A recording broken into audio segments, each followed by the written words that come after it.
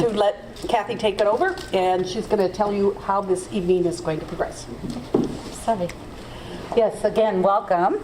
And tonight we really have two parts, and our first part will be covering some broad topics, and it will be more in a presentation format. The second half will be some speed dating to learn about a lot of other topics, and there are six stations, and you will select 4, and I get to play timekeeper, so that will be entertaining as well. So to begin, our MC for tonight is Dr. Mark Stock. So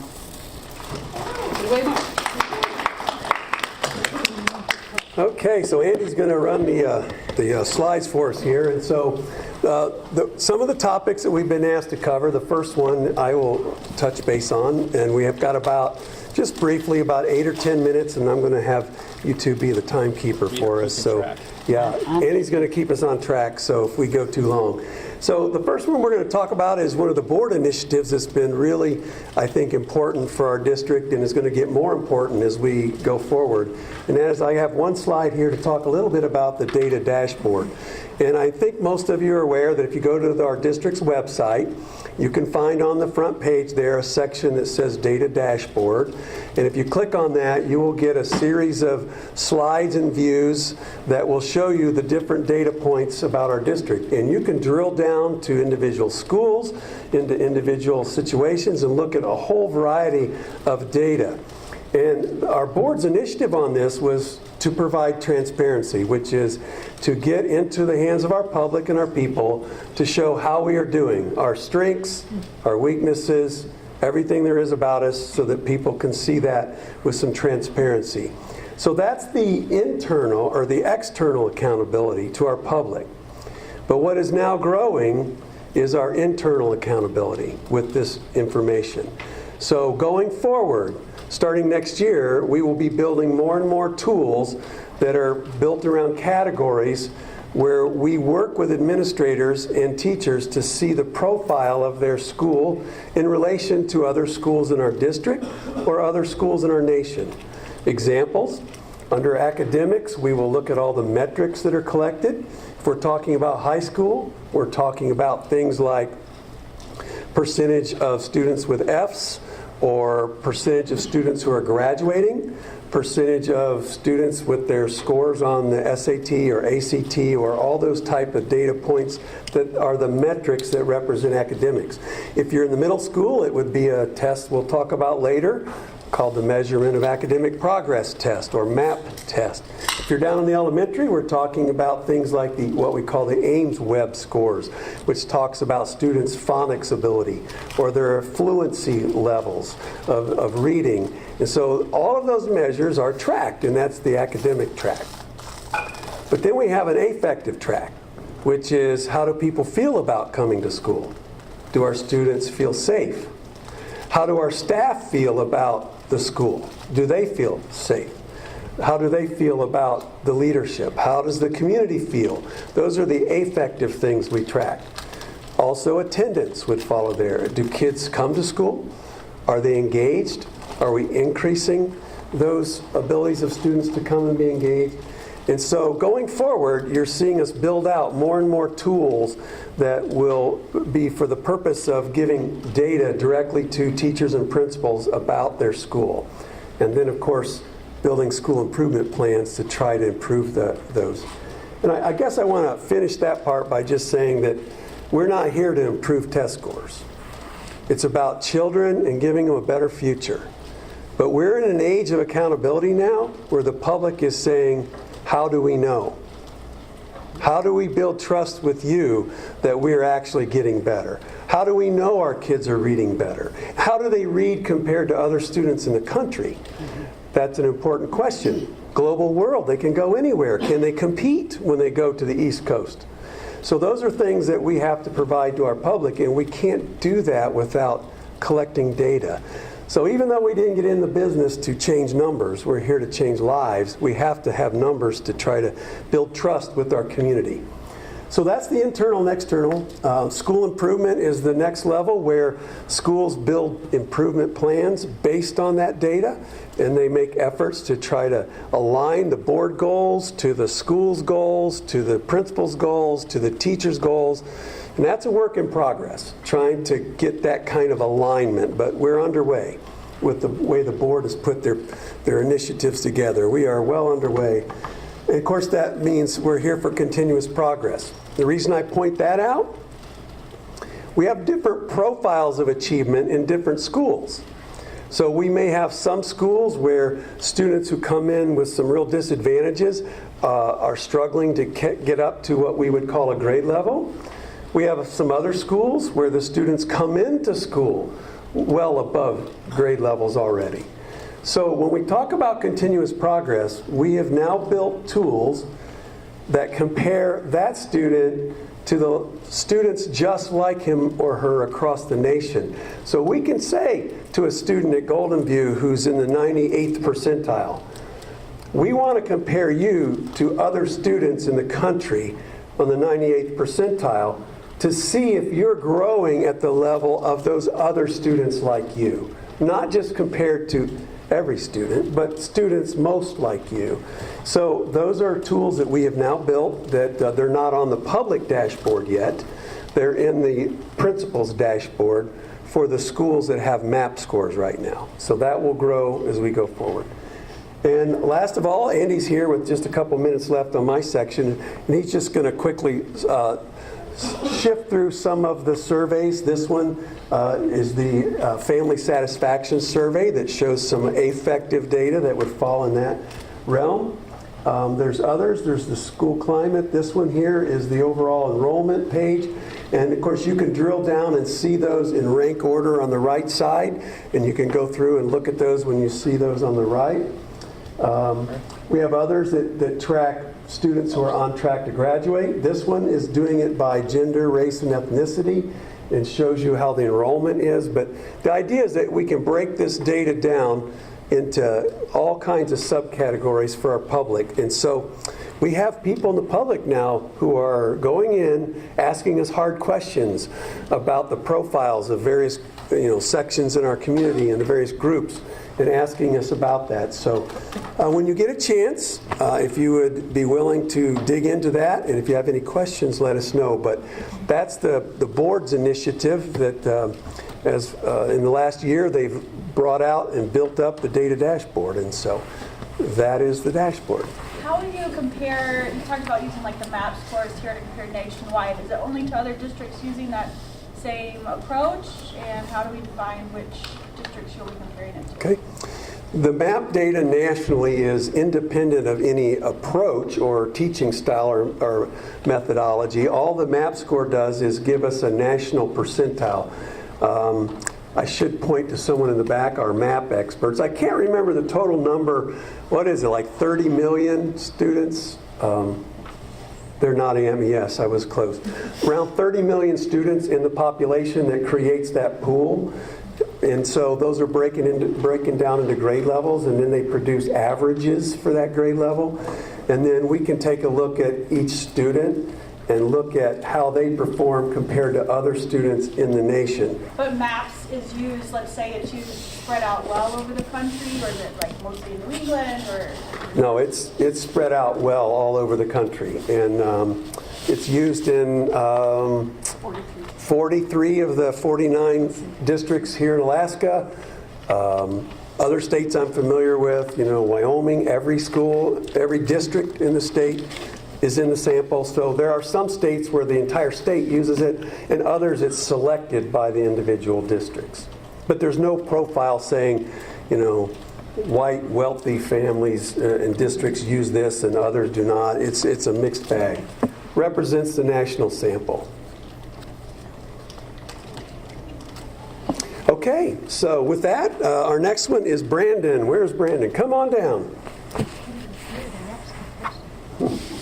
Brandon is our one of our curriculum directors, and he's going to talk about curriculum adoption, so with the materials that actually go into working with our students. Thank you, Dr. Stock. I apologize in advance. I'm fighting off a cold, so I'm congested and I'll try to keep the germs away from the microphone. So as Dr. Stock mentioned, I'm one of the 2 senior directors for our curriculum and instruction department. And I'm here to talk about curriculum adoptions and the review cycle and what goes into that. So when we talk about the word curriculum, a lot of folks think that that is a textbook. And actually, the curriculum is what is taught. And what is taught is based on either the state standards or the national standards, depending on the content area. So for example, in Alaska, which is not a quote-unquote Common Core state, however, the Anchorage School District is a Common Core district, our English Language Arts and our math curriculum is based on the Common Core standards for math and ELA. In areas like social studies, for example, or science, we use national standards. So the science standards recently changed and are now called the Next Generation Science Standards. And so what our department does then within our STEM or our science folks is that they then go through our materials, our quote-unquote textbooks, and make sure that they are aligned with the most recent standards. And if they're not, then we go into a into a curriculum review cycle. So I'll give you an example. Several years ago, we went through a K-8 review for math. For many years, about 15 to 20 years, the district was using everyday math as the curriculum, if you will, or the textbook materials for math in grades K through 8. And looking at student data and looking at where we were headed using that set of materials, and looking at the Common Core state standards that came out just before we went through that adoption, as well as through recommendations from the Council of Great City Schools, we went through a full year, very detailed search of materials, reviewing lots of different materials and having lots of stakeholders part of that, including students, teachers, administrators, community members, and others. And that is when we went through the process and determined that Go Math would be our K through 6 curriculum for math. And then a very similar program called Big Ideas is what we use in middle school. Right now, we are in the process of finalizing our year-long review of literacy, focusing really on K through 2. And again, very large group of stakeholders took part in that, including students, parents, administrators, community members. And we are finalizing that process right now, and we're adopting the Cengage National Geographic Reach for Reading program. And what we actually did, because the review itself takes quite a while, is that we reviewed K through 6 with the idea that we're going to adopt K through 2 right now. And the reason that we're doing the K through 2 is because that is the sort of set of Common Core sub-standards, focusing on primary instruction and reading instruction. And then the 3 through 5 is a little bit different, and then 6th grade actually falls into the middle school. So we've already done the research, we've already done the review, but in terms of financial obligations, we are purchasing K through 2 right now. So those are the 2 big ones at the elementary level, English, language arts, and math. Then when you get into the secondary level, we do have a review cycle. It's a document that's on paper. However, we adapt it or adjust it as needed based on updated materials, updated standards.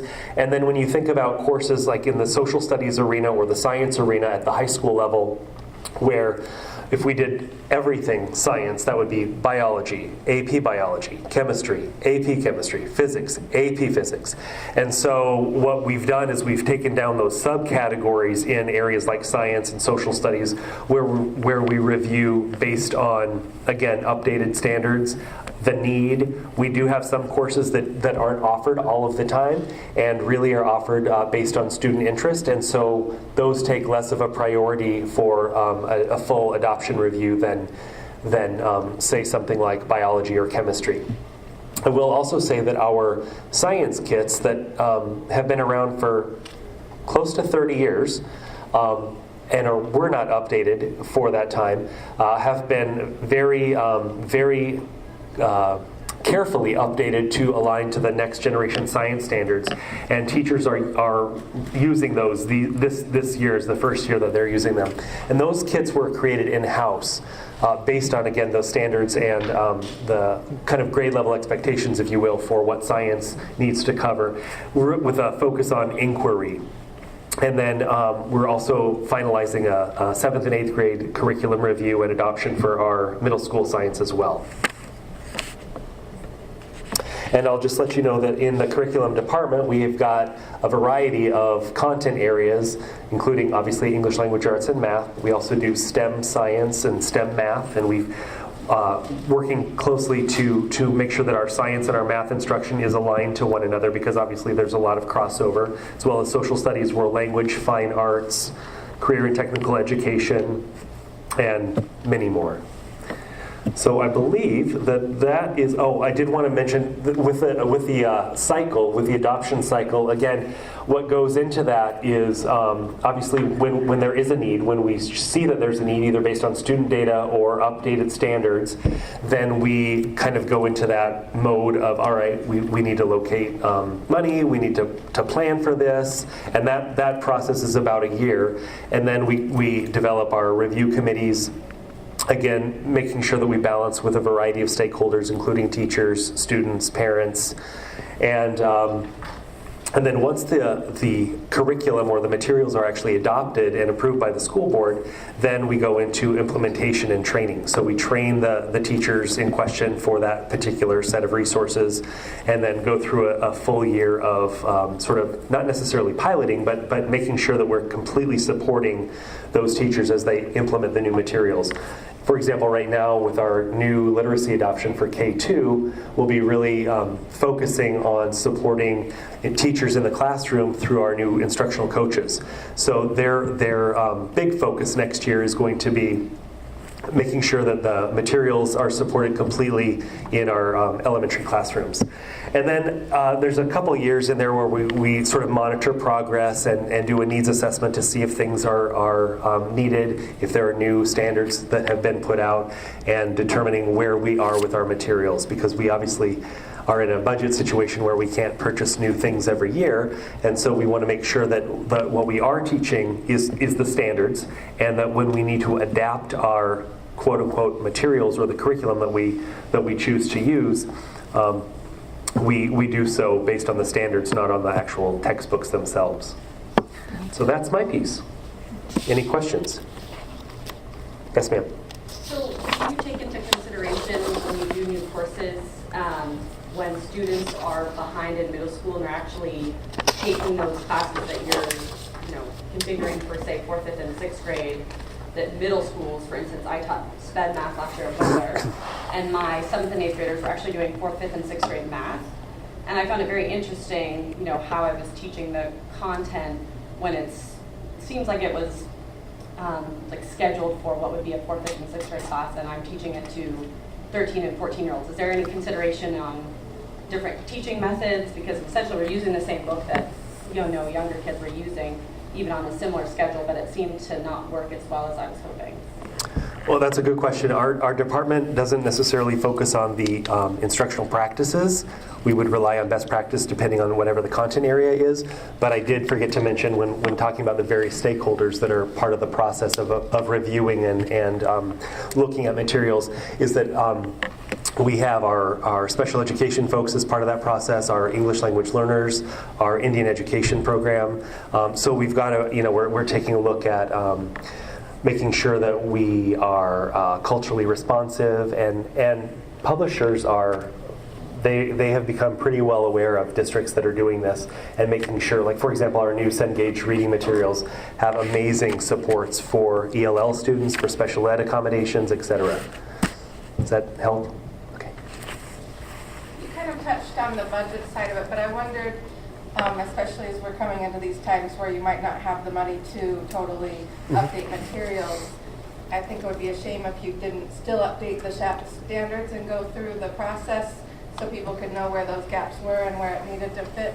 Do you tend to do it just on the schedule even if you don't have money for We review the materials all the time, and if new standards come out, for example, when the Common Core came out and the Anchorage School Board adopted it for our district, we still were using everyday math curriculum and Houghton Mifflin reading curriculum.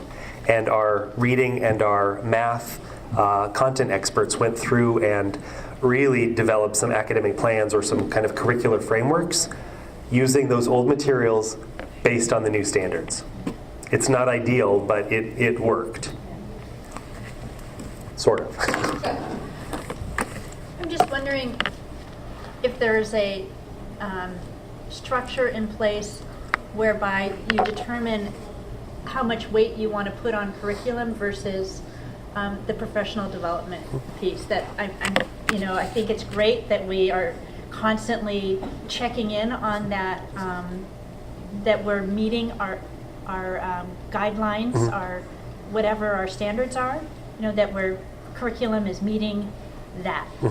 But when we know we've consistently missed the mark in terms of student outcomes from the whole package, it seems to me that at some point, there should, maybe there's a structure for that decision point of curriculum versus professional development. That's a good point. And we do, our department works very closely with the professional learning department, all under the academic services side of the house. And every spring we have a 2-week summer academy for teachers to take professional development classes. But also in addition to that, when a new set of materials is adopted, then we are very deliberate about making sure that the teachers that use those materials are trained appropriately. Can you give us a sense of how close you are to meeting your goals of professional development? Do you have the appropriate funds that you need for that? I guess that's what I would ask. I might have to defer to Dr. Knudsen for that. Okay. Couldn't hear. So Dr. Knudsen is our Senior Director for Professional Learning. She might be better. I can't answer that question. Okay, thank you. Thank you very much. Thank you, Brandon. So maybe I could give a quick example. We use a lot of terms interchangeably, and sometimes they get confusing. So we have standards, and that's kind of like the zoning laws or rules that people write that show how things should be structured, right? Standards. Then we have our curriculum, but our curriculum is like our plans, like the blueprints for the home. They represent how we're supposed to cover things and how it's supposed to go and what order they're in. But then when we talk about adoption, we use these things interchangeably. So when we say curriculum adoption, we're not only talking about the blueprint or the plan, but we're talking about the materials, which are your lumber and your bricks and your stuff. So we go buy textbooks, and they don't always align. They don't always work with the blueprint you have, so you have to adjust and make differences. And then, of course, you have the teacher's lesson plans, which are what they do this week to try to build that house. And so they get all mingled up sometimes. But what we're talking about here is adopting the materials and then the curriculum or plans that go with it. And those are driven by the state or national standards for that content area. So if that helps, I don't. So my next job was to talk briefly about lottery real fast. And many of you know that we have choice schools and we have lottery schools in Anchorage School District. So we have a board policy that talks about that. It also talks about who will use the lottery and what schools are involved in it and so on. So the next slide, it shows the actual board policy, which is 322.3. And it just says, we will give an equal opportunity for students who want to participate in these choice programs that we have. So who utilizes it? Well, families who want to attend a school that's perhaps outside of their attendance zone. They want to go to a different one. We have alternative schools. We also have our charter schools that can be in those particular choices. And so when you look at the schools that are involved, there's a variety of them. Of course, we have neighborhood schools, which are sort of geographic attendance areas where people who live within the neighborhood, if you will, go to that school. We also have alternative schools that actually do have neighborhoods. So there are students within the neighborhood who are able and given first choice to go to the alternative school if that's their wish. We have alternative schools that have no neighborhoods that people can lottery into that have no geographic boundaries or rights at all. And of course, we have alternative programs that exist within schools. And so, to tell a little bit more about it, that what it doesn't include, there are schools that we have that are special that you qualify into, like a highly gifted school or a school that has a set of guidelines that says you have to meet these guidelines to go, like Rogers Park, for example. McLaughlin is a placement program you also qualify for a different reason, but perhaps incarceration or some other reason, but you qualify by virtue of something to do with the law enforcement. And then, of course, we do have schools that are open enrollment, like KCC, where students can choose to go there because of a job training and so on. So how does it work? The lottery is run by Secondary Education up in our offices on the second floor. And the secretary's there. We have a software system that runs it. It's online and computerized. And the last 2 weeks in March, we run through the lottery. And we have quite a waiting list on a couple of the more popular ones. I think last I checked, I believe Polaris had a 700 student waiting list of students who want to get in. And so there's different criteria we use. People can lottery into any of them, but some of them are hard to get into because they're very popular or they fit a particular niche or market. In terms of some of the supports, I skipped one here. The siblings, we give preference to some people. So if you have a sibling who's already in the school and you're on the list, there might be a preference there so a parent isn't running to 3 or 4 different sites.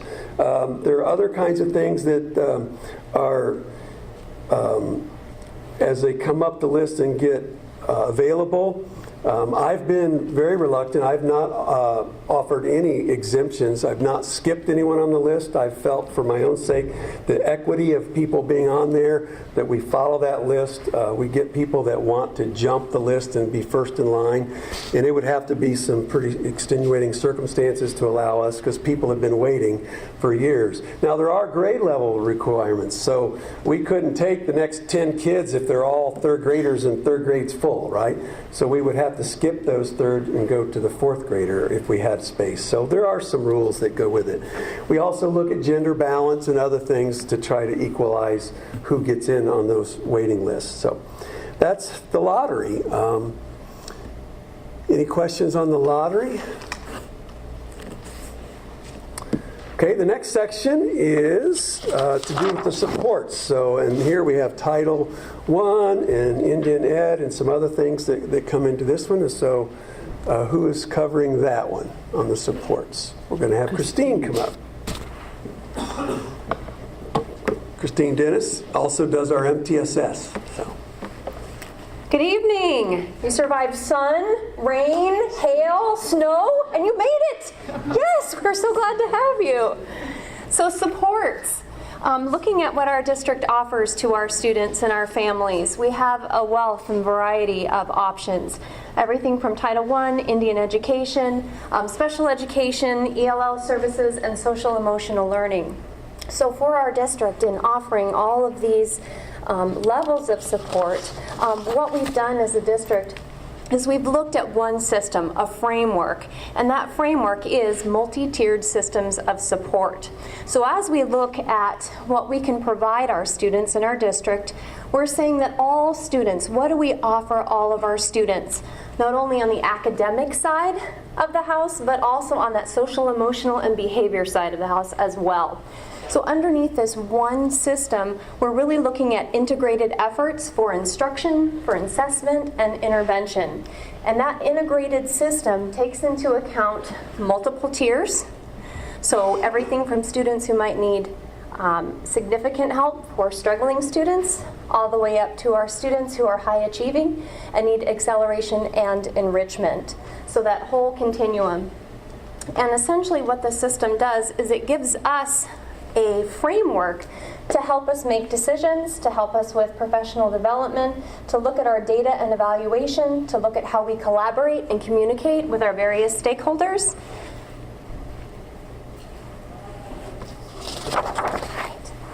within a multi-tiered systems of support, we have kind of ongoing questions that we are always answering. So this is our continuous improvement model. So looking at that first question, what is it exactly that we want our students to know? That relates back to the standards that both Mark and Brandon spoke about earlier. How do we know if those students have acquired that skill set? How do we know if they know what we're trying to teach them? That has to do with our assessment system, and I'm going to talk about that system here in just a moment. Another question that we really look deeply at is, what do we do when our students don't know the skill set that they are supposed to? And what is it within our framework that we can do to support them? And each school has various levels of support, and as a district, we also have levels of support that we can offer. And that final question, what do we do when they already know it? What is that acceleration and that enrichment that we can offer as well? So this evening, one of the key features that we're going to really highlight is our comprehensive assessment system. So you get a sneak peek at a variety of different assessments that are offered here in our district. One of the top ones that you see there are outcome measures, and these are typically those summative, those big assessments that look at a combination of skills that have been taught throughout the entire year.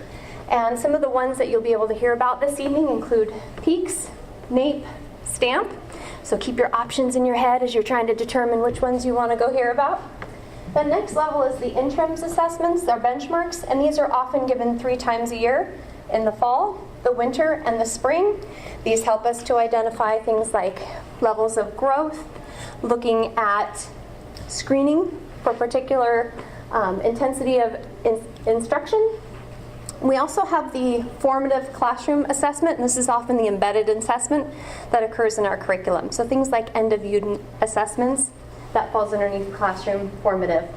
So in the back today, we're offering AIMSweb information, measures of academic progress information, and as far as those next levels, our progress monitoring and diagnostic, for those students we really need to take a closer look at. Those are ongoing. It helps us to really dig deep into what are those skills that we really need to assess and help those students achieve. Questions that you may have? Yes, ma'am. I'm just wondering, sorry, I'm missing my glasses, so I can't see all of what's on the top of the pyramid, but where it says peaks and the other stuff.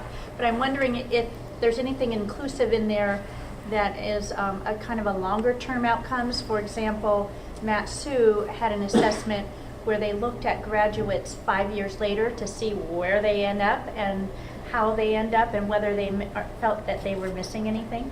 I'm wondering if there's anything that ASD is doing currently in that area. That would be a survey. No. Not at this time. Okay, thank you. Should we? That'd be good, but Right. not right now.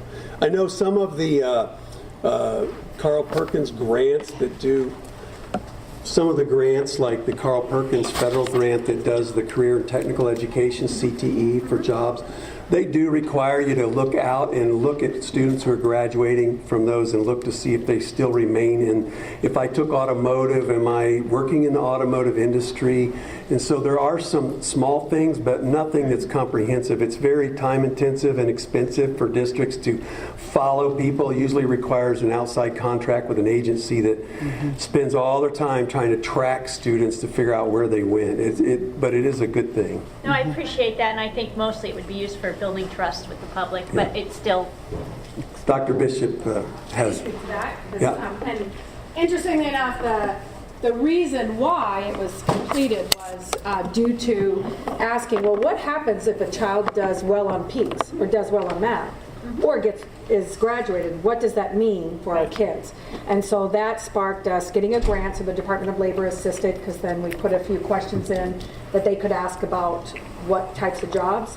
And it was an outside agency. It was Dr. David Tarsi from Educational Research, and he partnered with and was able to get the addresses from students who had left us who received the permanent fund.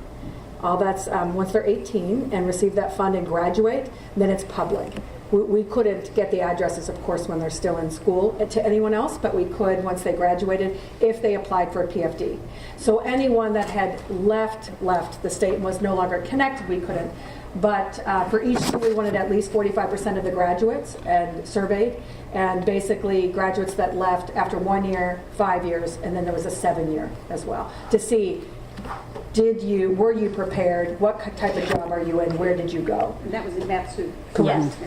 Yeah, so just to explain a little bit, it was a larger partnership than this. It was more of a survey, if you will. Yeah. And when you got that information, did it inform what you were doing in the school district? Was it really useful information to you? Yes, we made some changes. President will be happy about this. We made mandatory